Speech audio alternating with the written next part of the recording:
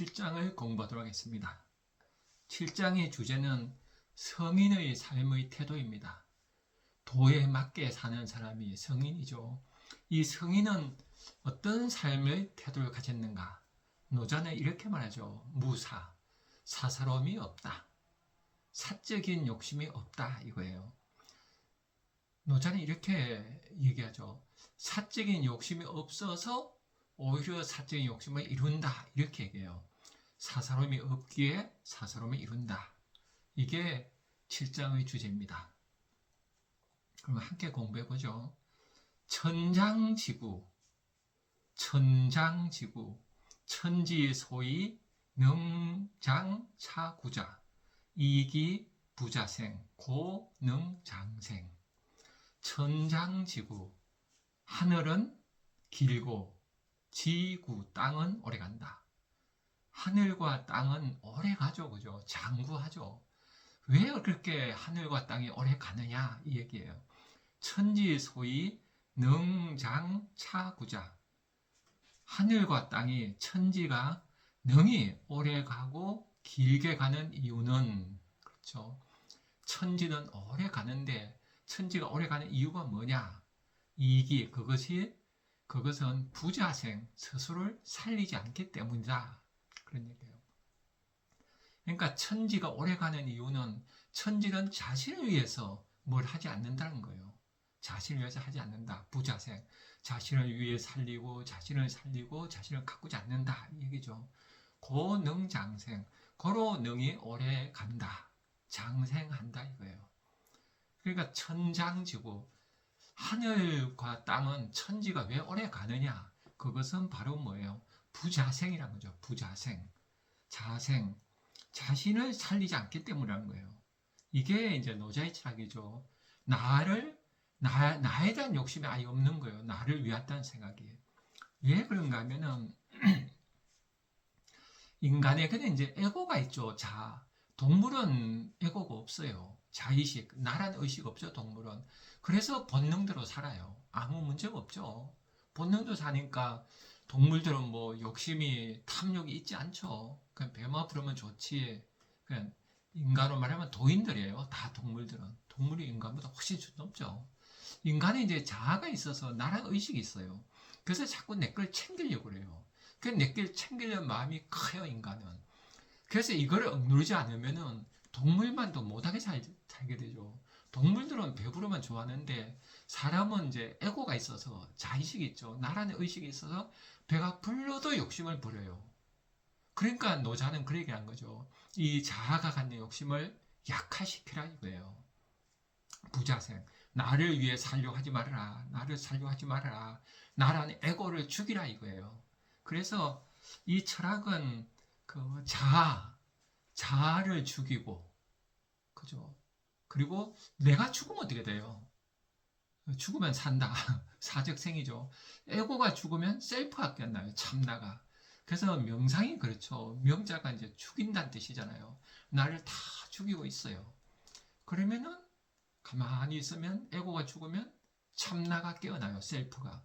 그래서 나도 모르게 뭘 행동을 하게 돼요. 이게 바로 노자가 얘기하는 무의예요. 무의. 하지 않는데 하는 거예요. 명상하고 있으면 심장이 잘 뛰어요. 알아서 걸어갈 때도 무심히 그러면 잘 걸어가요.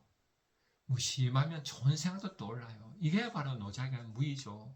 그래서 이 무의로 향하는 사람은 어때요? 부자생, 스스로 살리지 않는 사람은 자신을 낮추니까 오래 남는 거예요. 자신을 낮추니까 오래 가는 거예요. 천지처럼. 천지가 오래 가듯이 사람도 자신을 낮추는 자가 오래 가고 자신을 비우는 자가 충만해져요. 자신을 위해 살지 않는 자가 오히려 사라지지 않아요. 오래 가요. 이게 바로 그 노자가 얘기한 무의의 철학이죠. 도를 깨치는 사람은 부자생, 자신을 위하지 않는 거예요. 자신을 위하지 않으니까 결과적으로 자신이 잘 살게 돼요. 자신을 위한 삶이 돼요. 자신을 위하지 않더니 자신을 위해 살더라. 이게 노자의 가르침이죠. 이 가르침은 그 사회심리학자 에릭 프롬하고 같죠. 에릭 프롬은 사람의 그 삶의 양식을 두 개로 나누어요. 소유양식, 존재양식. 소유양식은 뭘 가져야지 내 존재가 확인되는 거예요. 뭐 냉장고 좋은 거 가지면은 뭐 우아한 삶 홍보할 때 그걸 보여주잖아요. 강남 살면 뭐가 있는 듯이, 서울대 가면 뭐가 된 듯이, 뭐 이렇게 어떤 걸 소유했는 소유를 가지고 그 사람 존재를 증명하는 게 소양식이에요. 이렇게 우리가 이 시대에 그렇게 살잖아요. 근데 이렇게 살면은 그 소유라는 게 어때요? 나의 전부가 아니잖아요. 일부인데 일부가 전부가 될 수는 없어요. 나머지는 어떻게 해요? 그렇게 해서 인간은 존재양식으로 가야 돼요. 소유하지 않고도 노장하는 무기, 가만히 놔둬도 존재감이 충만해지는 이 힘이 있어요. 인간에게는. 이렇게 살아가라는 게 노자의 철학이죠. 이렇게 살려고 하는 게 또 에릭 프롬의 존재 양식이에요. 소유냐 존재냐 택하라 이거죠. 그래서 인간의 가장 큰 문제는 에고 문제죠. 에고가 과잉돼요. 동물은 에고가 없으니까 본능도 잘하니까 문제가 없어요. 근데 인간은 에고가 있어서 에고가 중심이 되면은 이게 자신도 모르게 어때요?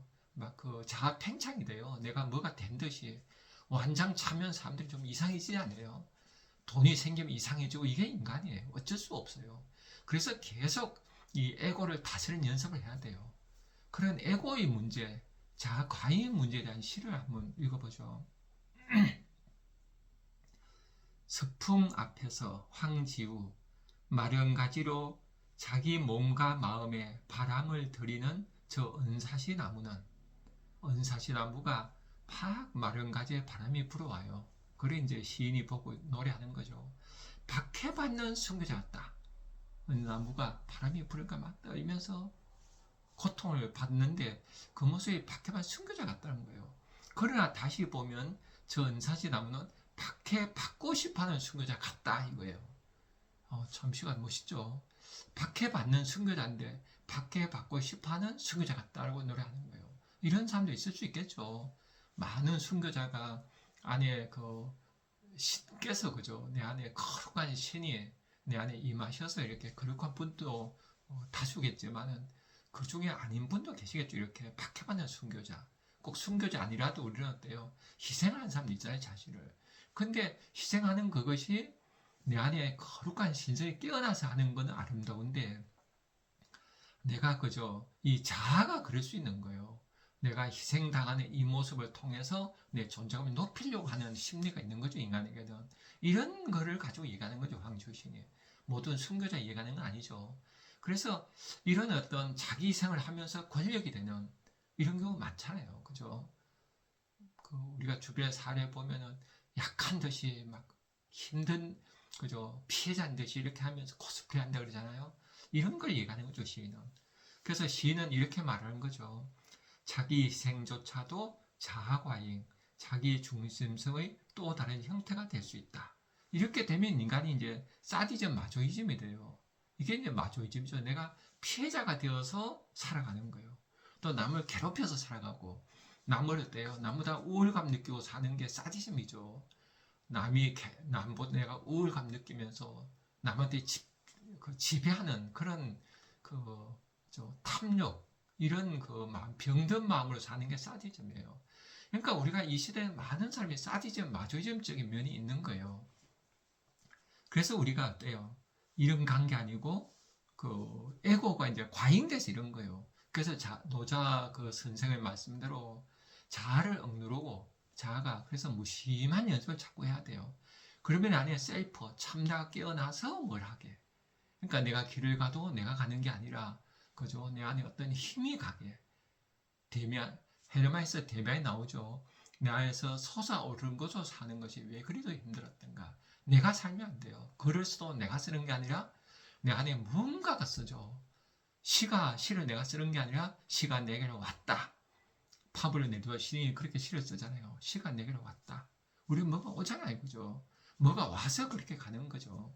그래서 우리가 이 자아 과잉될 때 이제 아주 위험해지는 그런 시를 읽었죠. 그래서 우리가 이 자아 과잉을 막기 위해서 이제 어떻게 해야 되느냐? 이제 그게 노자 선생이 또 이렇게 얘기하죠. 시이성인, 후기신, 이신선, 외기신, 이신존.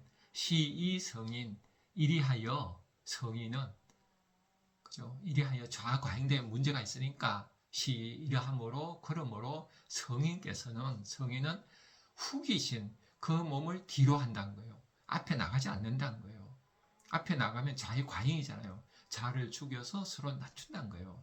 후기신 몸을 뒤로 한다. 그래서 이 신선 몸이 앞서게 된다. 그 몸을 뒤로 하니까 오히려 앞서게 되는 거예요. 왜? 도에 맞으니까. 우주의 원리가 어때요? 자과잉 되면은 안 되거든요. 꽃이 피는데 꽃이 막 더 피려고 애를 쓰면은 꽃은 망가지죠. 때가 되면 툭 떨어지잖아요, 꽃이. 이런 게 천지잔이 이치예요.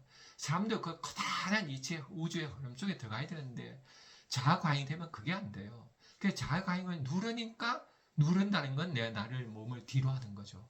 그래서 후기심 몸을 뒤로 하니까 오히려 앞서게 되고 도에 맞으니까 앞서게 되는 거예요. 외기신 이신존 그 몸을 왜 도외시하니까 내 몸은 안 중요해 하니까 오히려 존재가 있게 되는 거예요. 보존되는 거예요, 내 몸이. 이러면 도에 맞아서 그렇죠. 많은 사람이 도에 맞지 않게 사니까 내가 도에 맞는 사람이 앞서게 되고 더 사람들의 존경을 받고 더 올라가게 되는 거죠. 이런 이치를 얘기하는 거죠. 비이기무사사 고능성기사 비이무사 기무사 그 사사람이 없는 거죠. 그 사사람이 없는 때문이 아니겠는가. 비이기무사사 비사는 뭐뭐 아니겠는가죠. 그러니까 기무사 사사람이 없기 때문이 아니겠는가. 그러니까 성인은 사사람이 없어서 몸을 뒤로 하고 몸을 도외시하고 하니까 오히려 앞서게 돼요. 사사람이 없으니까. 고능성기사 그리하여 능이 성기사 그 사사로움을 이룬다. 오히려 내 욕심이 이루어져요. 인간은 뭐 잘나고 싶잖아요. 이게 사사죠. 사사로운 마음 아니에요. 이런 것이 이제 오히려 이루어지는 거예요. 이게 그 노자가 얘기하는 세상 이치죠. 그래서 우리가 이 사람들을 보면 어때요? 어떤 사람은 어때요? 높이 올라가려는 사람이 아니라 묵묵히 자리를 지키는 사람이 올라가잖아요. 그런 거를 얘기하는 거죠. 그래서 노자는 자아과잉, 자아팽창을 극복한 성인은 사적 욕심을 버렸기에 사적 욕심을 이룬다고 말한다. 이렇게 우리 생각하죠. 그래서 이 노자의 사상에 일치하는 그 사상가가 또 장작가 루소예요. 루소는 노자의 사상에 맞는 교육을 하는 거예요. 무의의 교육이죠. 그죠? 소극적 교육이란 말도 쓰죠. 적극 나서지 않는 교육. 지켜보는 교육이죠. 방목한다 생각할 수 있죠. 그냥 뭔가 지켜봄으로써 오히려 잘 되는 교육. 이걸 얘기하는 거죠. 그래서 노자의 무의라는 거는 억지로 무언가를 하지 않음으로써 만물이 스스로 자라게 하죠. 이 방법이 이제 루소예요. 그래서 루소는 아이가 12세가 될 때까지는 글자나 이론을 가르치기보다 자연 속에서 뛰어놀며 자신의 감각을 깨우게 두었습니다. 억지로 가르치지 않음으로써 아이의 본성이 스스로 발현되도록 기다린 것이죠. 이런 교육은 우리 사회에서 어때요? 시골에서는 이렇게 다 하고 있었죠. 마을에서 뛰어놀면 교육이 다 됐어요. 근데 지금은 이제 시골에 가도 이 마을이 사라졌죠. 그래서 아이들이 이 좋은 환경, 아이들은 교육은 딱 두 개죠. 아이들과 함께 자연 속에서. 아이들과 함께 자연 속 이게 교육이 최고의 교육인데 이게 우리 사회에서는 이제 무너지고 있잖아요. 시골에 가도 마을 공동체가 없잖아요, 지금은. 이게 참 비극이죠. 그래서 아이들이 많은 문제가 지금 있잖아요. 또 루소는 이렇게 해요. 루소는 아이가 잘못을 했을 때 말로 꾸짖거나 벌을 주는 대신 자연스러운 결과를 통해 스스로 깨닫겠습니다. 이 자연, 스스로 그런 이치를 깨닫겠다는 거예요. 만약 아이가 방의 유리창을 깨뜨렸다면 루소는 아이를 혼내지 않습니다. 대신 깨진 창문 때문에 밤새 추위에 떨게 내버려 둡니다. 그러면 아이는 어때요? 누구의 강요도 없이 창문을 깨면 내가 죽구나 라는 자의 이치를 터득합니다. 그래서 그냥 가만히 두는데도 교육이 되는 이런 게 바로 루소의 교육이죠. 그래서 루소는 자연으로 돌아가라 그러잖아요. 노자와 같죠. 그래서 루소는 또 아이는 아이로서 존재한다고 주장했습니다. 미래의 성공, 나중에 성공을 위해서 현재 행복을 희생시키면 안 된다 이렇게 얘기해요. 그러니까 우리가 미성년자란 말도 참 애매하죠. 미성년, 뭐가 덜 된 듯한 저 아이같이 돼야지 천국에 간다. 예수님도 그랬잖아요. 이타고 선생도 그랬죠. 아이의 동심만 껴면 성이 된다. 그러니까 니체도 어때요? 아이가 최고 인간 그러잖아요. 그러니까 아이가 갖는 그 무궁무진한 힘을 우리가 인정해줘야 되는데 뭔가 미숙한 인간을 해서 자꾸 뭔가 만들려고 그래요. 우리 교육이. 아이가 갖고 있는 그저 신적인 어떤 완전한 부족한 그런 거를 읽어야 되는데 뭔가 부족한 아이로 빌려서 계속 뭔가를 만들려는 게 이제 현대 교육인데 이걸 우리가 극복해야 되죠. 루소는 에밀에게 책을 일찍 읽히지 않았습니다. 책은 타인을 생각할 뿐이기 때문이다. 대신 직접 산을 오르고 강물을 관찰하며 세상이란 책을 읽겠습니다. 바로 이 세상의 책이죠. 그래서 저는 제가 인문학 강의를 하면서 느끼는 건 그래요. 아예 책을 안 보는 사람들은 지혜로워요. 아예 책 안 보고 사는 사람은 경험이 있잖아요. 세상의 책이에요. 근데 이제 책을 어설프게 공부한 게 문제예요. 특히 우리나라 교육은 보면 지식 위주 교육이잖아요. 그러니까 지식은 있는데 그게 어떻게 활용이 돼요. 그러다 보니까 뭔가 잘못돼요. 그런 경우가 상당히 많지 않아요. 뭐 지식이 많은 사람들이 이제 우리 사회는 뭐 시험이 있으니까 시험은 잘 봐서 그 자리에 높이 올라갈 수는 있어요. 그러나 그 사람 삶은 상당히 비작하죠. 가까이서 보면 멀리서 보면 안 보이지만 가까이서 보면 빈곤한 삶이 보이죠. 그래서 이렇게 그 자연 속에서 아이를 살아야 돼요. 그래야지 노자가 얘기하는 어때요? 자신의 중심을 세우는 에고가 팽창하지 않고 내 안에 셀프가 깨어난 아이가 돼요. 그 셀프가 깨어나면 뭐 어때요? 자신을 앞서지 않죠. 그 앞서지 않은데 앞서가는 아이. 그런 아이가 되죠. 또 이 자영업자가 무의로 해서 성공 사례를 또 하나 소개해 드릴게요. 일본의 어느 작은 선죽집 사례입니다. 주인은 간판도 크게 달지 않고 마케팅도 전혀 하지 않았습니다. 대신 그가 집중한 것은 내가 즐겁게 요리하고 손님이 내 집처럼 편하게 시다가던 것이었습니다. 손님을 돈으로 보지 않고 인연으로 보았습니다. 억지로 말을 걸어 서비스를 팔려하지 않고 손님이 필요할 때만 물처럼 스며들었습니다. 이렇게 해서 성공했다 그래요. 저는 이런 카페 식당이 있으면 좋겠어요. 저는 카페 식당이 이렇게 가끔 가보면 부담을 느껴요. 특히 요즘 술집은 이제 상당히 영업이 잘 안 되죠. 그러니까 뭔가 자꾸 뭐 안주라도 더 먹어야 되고, 그죠? 막 이렇게 신나게 먹으면서 안주를 먹어야 되는데, 자꾸 눈치가 보이잖아요. 이런 게 참 안 좋죠. 그래서 우리가 이런 그 사회 복지가 되어서 자영업 하시는 분들 좀 여유있게 하실 수 있게 도와주고 그랬으면 좋겠어요. 사회 복지가 그 기본 소득제 이루어져서 무슨 일을 하건 기본은 보장되는 그런 사람들이 여유 있는 사회 분위기가 되겠죠. 그래서 이 무의를 이제 칼 융의 사상을 보면은 그 에고의 문제예요. 에고를 죽이고 셀프를 깨닫는 문제죠. 그래서 노자의 무의는 융식으로 얘기하면 자아 과잉이 멈추는 그런 삶이 되겠죠. 자아는 의식의 중심이지만 전체 인격의 중심은 참나입니다. 무의란 자아가 모든 걸 통제하는 태도를 내려놓고 참나의 흐름에 자신을 맡기는 것입니다. 그래서 억지로 착해지려고 하지 말고 완벽해지려고 하지 말고 이 완벽하려면 이제 내 마음에 그림자가 생겨요. 그러니까 융은 이렇게 말하죠. 억압된 것은 돌아온다. 억압한 건 어디 사라지지 않아요. 깊은 무엇이다 언제라도 귀환하죠. 그래서 강하게 자신을 관리할수록 무의식은 더 강하게 반동합니다. 무의적 태도는 욕망을 억압하지 않고 무심히 자신을 보며 그림자를 통합해야 합니다. 융이 말하는 개성화는 어떤 이상적 모델을 담는 과정이 아니라 자기 고유성을 실하는 과정입니다. 무의도 마찬가지입니다. 억지로 자신을 만들지 않고 자기 안에 내면의 참나를 따르는 것입니다. 내면의 소리를 귀 기울이고 이렇게 사는 거죠. 자아가 어떻게 하려고 하면 안 돼요.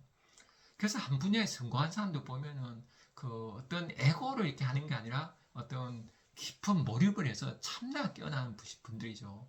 자기 절제를 하고 에고가 과잉되지 않아요. 이런 분들이 성공을 많이 하죠. 그래서 우리가 노자 도덕계라는 게 과거는 그 왕이 황제가 읽었죠. 천자가. 근데 지금은 다 천자가 돼야 돼요. 민주주의 사회잖아요. 누구나 주인이에요. 그래서 도덕경영을 읽고 무의의 삶. 내 안에 참나가 깨어나서 하지 않은데 이루어지는 아무것도 안 해도 무의이무불이 아무지 안 해도 다 이루어지는 이런 원리.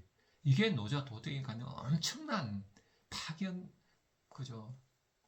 힘이 있죠. 파급력이 있죠. 그래서 저는 노자 도덕경을 이렇게 깊이 알면은 어느 분야도 성공을 한다 봐요. 그렇게 해서 잘 살게 되죠. 어느 정도 성공이야 문제지. 다 한 분야 이렇게 일정 부분 자리를 잡더라고요. 이런 분들이. 그런 분들 보면서 이 노자의 도덕경이 현대 사회에서 우리에게 엄청난 지혜를 주는 그런 책이라는 걸 느끼겠습니다.